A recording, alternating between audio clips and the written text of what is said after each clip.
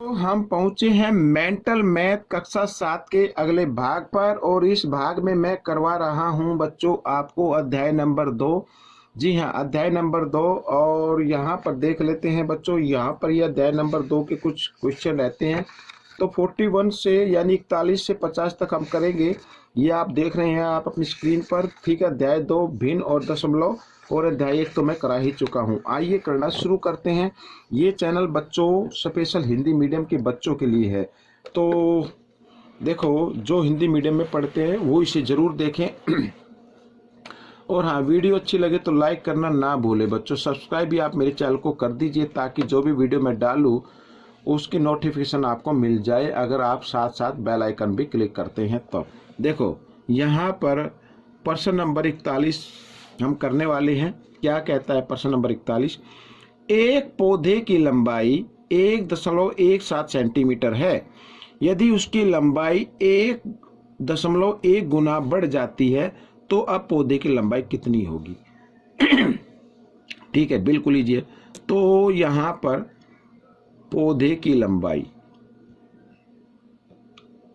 लंबाई है 1.17 सेंटीमीटर। ठीक है, ये है। अब बड़ी कितनी है? 1.1। तो बच्चों यहाँ पर हमें क्या करना है? 1.17 को पहले आप 1 से गुणा कर दीजिए, ठीक है ना। आपको कितना आएगा? 1 से गुणा करने पर तो सेम नंबर आएगा 1.17। ठीक है। अब आपको करना क्या है? अब 1.17 को 10 गुणा कर देना 0.1 से, तो 1 से गुणा करने पर भी सेम नंबर आएगा। तो आइए मैं लिख लेता हूँ यहाँ पर। तो ये आ गया 117।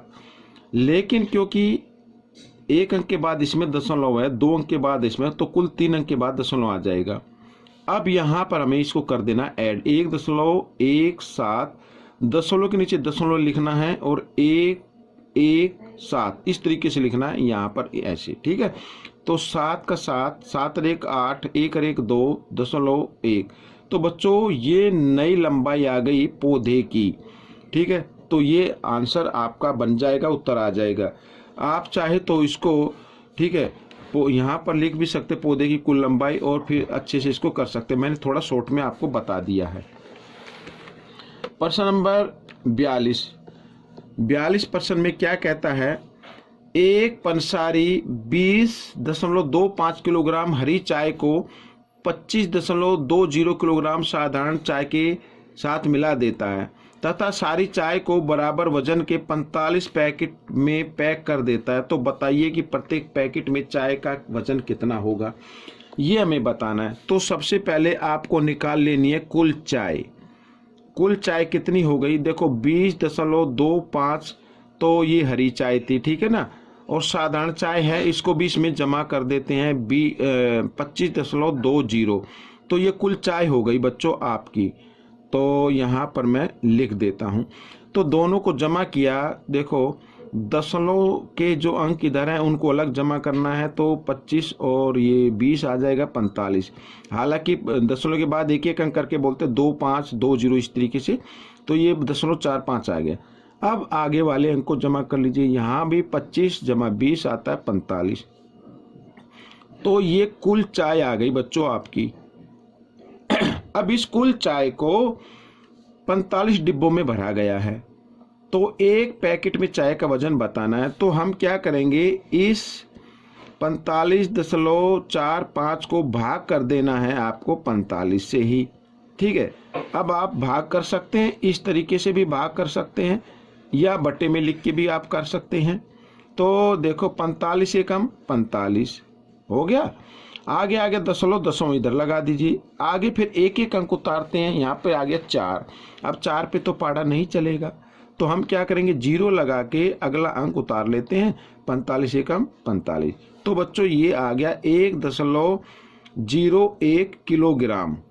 यहाँ पर हिंदी में लिख देता हूँ किलोग्राम, ठीक है, इस तरीके से। This is the answer. यानी कि आपके प्रत्येक पैकेट का वजन कितना आएगा? 1.01 किलोग्राम, ठीक है। आइए अगला प्रश्न। अब अगले प्रश्न में कहता है एक खाली बोतल का भार 64.27 ग्राम है तथा जब बोतल पानी से पूरी भरी हो तो उसका भार 150.35 ग्राम है। तो बताइए कि बोतल का भार कितना होगा जब वह पानी से आधी भरी हो। ठीक है ना। तो हमें इसमें देखना है बोतल में पानी कितना है। तो पानी का भार आपको निकालना पड़ेगा पहले, पानी का भार। तो पानी का भार निकालने के लिए तो जो बोतल में पानी भरा हुआ है वो वजन को आप पहले लिख लेना है, यानी 150.35 ग्राम। ये पानी का भार हमें निकालना है, तो इसमें से घटा देना है आपको बोतल का भार, तो 64.27। अब ये पानी का भार आ जाएगा। अब इधर घटा सकते हैं 150.35 और दशमलव के नीचे दशमलव आना चाहिए, 27 इधर है और यहाँ पर 6-4। ठीक है। अब 5 में से तो 7 जाएंगे नहीं, यहाँ से एक हासिल लेंगे 15, 15 में से 7 गए 8। ठीक है। और यहाँ पे रह गया 2, 2 में से 2 गए 0, 10 में से 4 गए 6, यहाँ पे रह गया बच्चों 4, 4 में 6 नहीं जाएंगे 14, 14 में 6 गए 8। तो बच्चों यहाँ पर आ गया 86.08 ग्राम। ये आ गया बच्चों किसका, पानी का भार आ गया, यानी इतना पानी है। अब उसमें कहा है कि बोतल का भार बताओ जब वह पानी से आधी भरी हो, यानी ये तो पूरा पानी है, आधा पानी कितना होगा। तो यहाँ पर मैं शॉर्ट में लिख लेता हूँ आधा पानी। तो आधा पानी करना है तो इसको आपको क्या कर देना है, 2 से भाग कर देना है। आइए 2 से, 2 चौक 8, 2 तिया 6, आगे दशमलव, फिर आगे 0, फिर 2 चौक 8। ये आधा पानी आ गया बच्चों। अब बोतल का भार कितना होगा। ठीक है। तो बोतल का भार जब वह पानी से आधी भरी हो, ये लिख लेते हैं। तो हम क्या करेंगे, बोतल का जो वजन है ये है, ये रहा इधर 64.27। इसमें हमें जमा कर देना पानी का, आधे पानी का, तो आपका आ जाएगा। तो देखो यहाँ से 7 और 4 11 का 1 का हासिल 1, यहाँ पे 2 और 0, 2 और 1 3, दशमलव के नीचे दशमलव, 4 और 3 आ गया 7, 6 और 4 10। तो बच्चों ये आपका, सॉरी यहाँ पर दिखाई नहीं दिया, ये आपका आंसर आ गया। ठीक है। तो अब हम करेंगे बच्चों क्वेश्चन नंबर यहाँ पर 44। तो 44 में देखो क्या कहता है, जल्दी से कर लेते, थोड़ा और छोटे तरीके से मैं कराऊंगा। निम्न संख्या रेखा से a जमा b का मान बताओ, a जमा b का। अब यहाँ पर ये 0 है और ये इधर जो है अपने दाईं तरफ ये जमा के होते हैं और बाईं तरफ होते हैं घटा के। तो a लिखा है ना, a, तो a का मान कितना होगा, देखो 0.3, तो इसका 0.1, 0.2, 0.3, तभी तो आएगा ना। तो a का मान है 0.2, जमा का निशान लगा दीजिए, और b का मान 0.3 है, 0.4 और 0.5, तो 0.5 ये घटा का आएगा, ये घटा का निशान लगा देता हूँ। अब देखो 0.2 घटा जमा घटा 0.5, अब 5.5 में से 0.2 घटाएंगे तो क्या आएगा, 0.3 आएगा ना। तो लेकिन बड़े नंबर के सामने घटा का, इसलिए घटा का आ जाएगा, दिस इज द आंसर। आइए नेक्स्ट क्वेश्चन कर लेते हैं। तो नेक्स्ट क्वेश्चन में मान ज्ञात करना है बच्चों। मान ज्ञात करने के लिए अब आप देखो यहाँ पर ये भी जमा का है, एक अंक, एक इधर ये संख्या जमा की आ रही है और ये दोनों माइनस की आ रही है। ठीक है। तो पहले जमा कर लेते हैं। तो यहाँ पर 1 और ये 4 5 आप अलग रख के भी जमा कर सकते हैं, और 6 यूं का यूं, 5 यूं का यूं, और दशमलव के लिए दशमलव, 3 और 1 4। ठीक है। और ये माइनस घटा का हो गया, घटा 2.500 और 0.500। जब आप इनको ऐड करेंगे तो घटा के आ जाएंगे 3.00 आ जाएगा बच्चों, इस तरीके से। अब ये जमा, ये घटा, घटा जमा घटा, इसमें से घटा देंगे 3। तो बच्चों अगर आप देखो 3 इसमें से घटाए तो यहाँ पर तो आएगा एक तरीके से 1 आएगा, और 0.565, तो ये आपका आंसर आ जाएगा। अब प्रश्न नंबर 46 कर लेते हैं। 4.5 किलोग्राम मिठाई 5 बच्चों में बराबर बांटी जाती है। बताइए कि प्रत्येक बच्चे को कितने ग्राम मिठाई मिलेगी। तो यहाँ पर जो कुल मिठाई है इसको आपको क्या कर देना, 5 से भाग कर देना है। 5 से भाग कर दीजिए।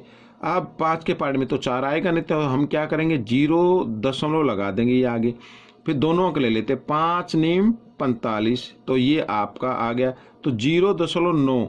अब आप कहेंगे सर ये तो किलोग्राम है, तो उसको आप किलोग्राम लिख लीजिए। ये आपका आंसर यानी कि उत्तर बन गया। या फिर आप इसको ग्राम में बदल दीजिए, तो 900 ग्राम बनेगा बच्चों, ये 900 ग्राम।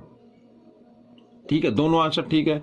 अब आप कहेंगे सर ये 900 ग्राम कैसे आया, ये समझ में नहीं आया। मैं आपको बताता हूँ। देखो 1 किलोग्राम में, यहाँ पर ये 1 किलोग्राम में कितने ग्राम होते हैं, 1000 होते हैं। तो 0.9 में कितने होंगे, 0.9 को 1000 से आप क्या कर दे, गुना कर दे। तो 9 एकम 9, इसके पीछे कितने जीरो है, 3 जीरो, 3 जीरो लगा दिया। अब यहाँ पर एक अंक के बाद दशमलव, तो एक अंक के बाद दशमलव आ जाएगा, तो यानी ये 900 आ जाएगा, 900 ग्राम। ठीक है, अगला प्रश्न कर लेते हैं। अब प्रश्न नंबर 47 क्या कहता है, आइए देखो। एक किताबों की अलमारी 2.38 मीटर ऊंची है और प्रत्येक पुस्तक तख्ते की ऊंचाई 34 सेंटीमीटर है। तो बताइए कि अलमारी में कुल कितने तख्ते। बिल्कुल सेम ये वही है। तो कुल ऊंचाई को, ठीक है ना, कुल ऊंचाई को आपको यहाँ पर भाग कर देना है किससे, 34 से। लेकिन एक चीज का ध्यान रखना है, ये 34 सेंटीमीटर है और ये क्या है, मीटर है। तो हम इसके भी क्या कर लेते हैं, मीटर बना लेते हैं। कैसे, मीटर को 100 से गुना कर दीजिए तो मीटर बन जाते हैं। अब इसको भाग कर दीजिए किससे, 34 से। ठीक है, अब यहाँ पर इस दशमलव के लिए 1 लगा दीजिए, दशमलव के बाद 2 अंक है तो 2 जीरो लगा दीजिए, तो 100 से 100 कट गया। अब यहाँ पर बच्चों आप इसको क्या कर सकते हैं, भाग कर सकते हैं। ठीक है, अगर 2 से कर लीजिए पहले, 2 एकम 2, 2 सत्ते 14, 2 एकम 2, 2 एकम 2 और 2 नीम 18। अब 17 सत्ते बच्चों होता है 119। तो कुल कितने पुस्तक तख्ते हैं, 7। तो ये आपका उत्तर आ गया। ठीक है, इस तरीके से कर लेना है। समझ में ना है तो दोबारा फिर देख लीजिए। आगे कर लेते हैं प्रश्न नंबर 48। अब प्रश्न नंबर 48 में थोड़ा सा टाइम लगेगा। देखो, आरोही क्रम में व्यवस्थित कीजिए। आरोही क्रम में लिखना है। तो आरोही क्रम में सबसे पहले आपको करना क्या होगा बच्चों, यहाँ पर जो भी हर दिए हुए हैं उसका आपको लघुत्तम लेना है। अब यहाँ पर देखो सभी संख्याएं ऐसी हैं जो एक दूसरे के पाड़े में नहीं आती, तो इनको ही गुणा करने पर जो आएगा वो क्या आएगा, लघुत्तम आएगा। 7 या 21, 4 पंजे 20, इस तरीके से 21 दूनी 42 यानी 420, ये आपका लघुत्तम आ जाएगा। अब यहाँ पर 3/4 है, इसको हमें बनाना है 420 बनाना है। तो 420 बनाने के लिए किससे गुणा करना होगा, 7 या 21, 21 पंजे 105, तो 105 से करना होगा। 7 या 105 को अंश से भी करना होगा। अब 105 को 3 से गुणा करते हैं तो कितना आ जाता है बच्चों, 315। और यहाँ पर क्या आ जाएगा, यहाँ पर तो 420 आ जाएगा। ठीक है, आगे 6/5 है। अब इस 5 को किससे गुणा करें कि क्या हो जाए, 420 हो जाए। तो 7 या 21, 21 चौक 84, तो 84 से कर दीजिए। तो ऐसे, ओ सॉरी यहाँ पे लिखना था, कोई दिक्कत नहीं है, चलो कोई बात नहीं है, मैं यहाँ पर लिख देता हूँ। 6 चौक 24, 6 अड़थे 48 और 2 50, ये आ गया बच्चों। ठीक है, ये आ गया।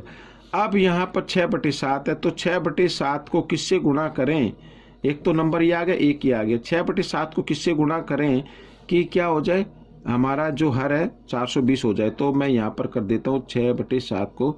अब किससे गुणा करेंगे, देखो 7 को किससे करना है, 4 पंजे 20 तिया 60, 60 से करना है। तो 60 से न्यूमरेटर को भी करना है, अंश को भी करना है। 6 6 36। ठीक है, कितना आ गया यहाँ पर, मैं इधर लिख देता हूँ 360 और नीचे 420 आ गया।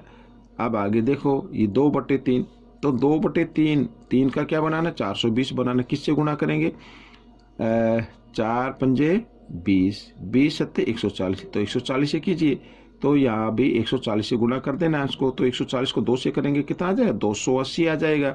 और नीचे तो 420 आ गया। अब इसको लिखना है आरोही क्रम में, यानी सबसे छोटा। अब सबसे छोटा देखो 315, 504, 360, 280। तो कौन सा सबसे छोटा आ रहा है बच्चों 280, और 280 किसके लिए आया है 2/3 के लिए आया है। तो 2/3 को हमें लिखना है सबसे पहले, फिर इधर आएगा बड़ा नंबर। अब बचे या 315, 504, ये 360, तो 315 सबसे छोटा यानी 3/4 के लिए आया, तो 3/4। ठीक है, अब हमारे पास नंबर बचे 2, तो फिर आएगा बच्चों ये 360 वाला। 360 किसके लिए आया है सेकंड नंबर के लिए आया है यहाँ पर, ये 6/7। ठीक है, और लास्ट में आ जाएगा बच्चों आपका सॉरी ये कौन सा आ गया, क्या लिख दे 360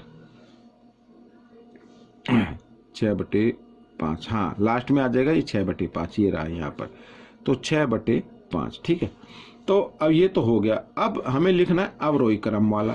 अवरोही क्रम में आपको क्या करना है, सबसे पहले सबसे बड़ा नंबर लिखना है। अब सबसे बड़ा नंबर तो बच्चों जमा का होगा, बाकी तो 3 तो घटा के ना, तो इसको तो सबसे पहले लिख लीजिए, कोई दिक्कत नहीं है। ये आ गया यहाँ पर सबसे बड़ा।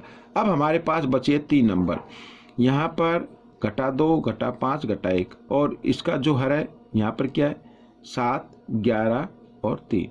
लघुत्तम लिया 11 7 77, 77 को 3 से गुणा कर दे, 3 7 21, 3 7 21 और 2 23, 231 आता है। ठीक है, अब बच्चों ये तो नंबर लिख लिया। अब इसमें 2/7 के लिए यहाँ पर ये भी देखना है ना कि इसमें इससे छोटा नंबर कौन सा होगा, तो यहाँ पर बच्चों 2/7 है। अब हमें बनाना 231, तो यहाँ पर किससे गुणा करें, 11 3 33 से कर दें, तो 33 से हर को भी करना है, और 33 दूनी कितना होता है 66 होता है, घटा 66 बटे की लिखने की जरूरत नहीं है। ठीक है, शॉर्ट में कर रहे हैं। अब यहाँ पर 11 का बनाना 231, तो किससे गुणा करेंगे 7 21, 21 से करेंगे, 21 से 5 को कर दे, 21 पंजे 105। ठीक है, अब ये आ गया 3 को किससे गुणा करें 77 से, तो 77 एकम 77 घटा 77। अब इसमें बच्चों बताओ बड़ा नंबर कौन सा है, बड़ा नंबर कौन सा है, जो 0 के सबसे नजदीक होगा वो बड़ा नंबर होता है। तो ये आया घटा किसके लिए आया, घटा 2/7 के लिए। ठीक है, अब इनमें बड़ा नंबर कौन सा होगा 77 होगा, यानी लास्ट वाला, घटा 1/3, और सबसे लास्ट में आ जाएगा 105, यानी कि 5/11 घटा 5/11। ये आपका आंसर बन जाएगा। ठीक है, इसकी ज़्यादा से ज़्यादा प्रैक्टिस कीजिए। आइए आगे कर लेते। परिमाप ज्ञात करना है। परिमाप ज्ञात करना, तो परिमाप होता है सभी भुजाओं का योग बच्चों। ठीक है, सभी भुजाओं का योग। तो आइए, ये मिश्र संख्या में लिखा है, इसको भिन्न में बदल लेते हैं। 3 3 9 और 1 10, 10/3 जमा, सभी भुजाओं को जमा कर देंगे, तो 4 3 12 और 2 14, 14/3, और यहाँ पर 3 और 3 6 आ गया, 6 आ गया जमा। यहाँ पर ये तो दोनों एक जैसी संख्या है, तो 10/3 लिख दीजिए, और यहाँ पर 14/3 लिख दीजिए, क्योंकि दोनों संख्या। अब इनको जमा करो, 6 को अलग रख लो बच्चों, तो देखो बाकी के तो क्या है हर एक जैसे हैं, तो इनमें से एक हर ले लीजिए और अंश को जमा कर दो। देखो 10 और 10 कितना होता है 20, और 14 और 14 28, 20 और 28 48, 48 आ गया बच्चों। अब 3 से क्या करना है, इसको क्या कर देना है, भाग कर देना 3 से, तो 3 एकम 3, 3 छिक 18, तो 6 जमा 16 बराबर 22, तो 22 सेंटीमीटर आपका ये उत्तर आ गया। ठीक, अब करते हैं प्रश्न नंबर 50। यहाँ पर बच्चों ये मैंने अलग से लिखा क्योंकि उसमें जगह कम थी, तो आइए मैं इसमें बताता हूँ। देखो, वह न्यूनतम धनात्मक भिन्न बताइए, धनात्मक बतानी बच्चों जमा की, जिसे 1 सही 1/3 भाग 1 सही 1/9 में जोड़ने पर योगफल एक पूर्णांक बन जाए। योगफल एक पूर्णांक बन जाए यानी कि 1 बन जाए, 2 बन जाए, 3 बन जाए, इस तरीके से। ठीक है, तो धनात्मक है तो धनात्मक यानी जमा का ही होना चाहिए, और इसको पहले हल कर लेते हैं। ठीक है, फिर देखते हैं। आइए पहले भिन्न में बदल लेते हैं इसको। 3 एकम 3 और 1 4, 4/3 भाग, और 9 एकम 9 और 1 10, 10/9, इस तरीके से आगे कर लेते हैं। 4/3 भाग के निशान को बदलना गुणा में, और भाग से जो अगला अंक है उसको कर देना है व्युत्क्रम, यानी 9/10। अब 3 एकम 3, 3 तिया 9, 2 दूनी 4, 2 पंजे 10, तो 3 दूनी 6/5 ये आ गया बच्चों। अब इसमें देखो यहाँ 6/5 में कौन सी भिन्न जोड़े यहाँ पर, ताकि हमारा जो योगफल है वो एक पूर्णांक बन जाए। ठीक है, एक बन जाए। अब मैं आपको बताता हूँ, देखो योगफल में से अगर हम पहले अंक को घटा दें, क्या कर दें, घटा दें, तो आपका दूसरी भिन्न आ जाएगा। अब 5 और 1 का लघुत्तम लिया, 5 आ गया। अब साथ ही क्रॉस मल्टीप्लाई कर दिया, 5 एकम 5 और 1 छिक्का 6 और घटा का, तो घटा जमा घटा 1/5 आ गया, लेकिन ये तो घटा का आ गया बच्चों। हमें तो धनात्मक बनाना है, यानी ये तो ऋणात्मक आ गया, धनात्मक बनाना है। तो धनात्मक बनाना, तो हमने 1 लिया था, तो इसकी जगह क्या ले ले, 2 ले लिया बच्चों। क्या लेना, 2। अब 2 में से घटा दीजिए, क्या, 6/5, इसके नीचे 1 मान लीजिए। 5 और 1 का लघुत्तम लिया, 5 आ गया। साथ ही क्रॉस 5 दूनी 10 और 1 को 6 के साथ किया 6 और 10 घटा 6 यानी 4/5। ठीक है, अगर हम यहाँ पर 4/5 लिख दें, ये धनात्मक आ गया, जमा का आ गया, तो आपका जो योगफल आएगा वो एक पूर्णांक आ जाएगा।